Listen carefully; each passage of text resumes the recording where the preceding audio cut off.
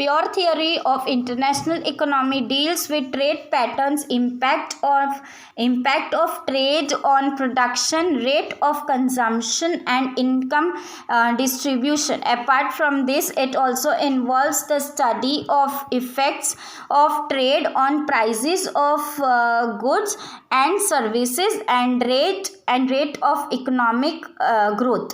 Second is monetary theory of international economics. It involves microeconomics part of international economics.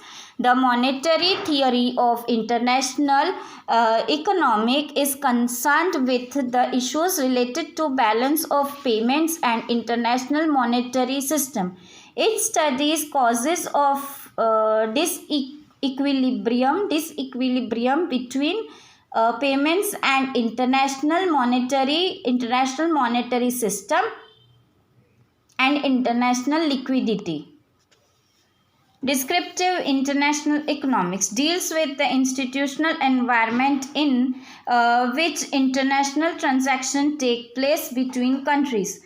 It also studies issues related to international flow of goods and services and financial and other resources.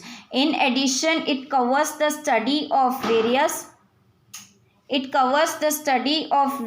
international economic institutions such as IMF, WTO, World Bank, and UNCTAD.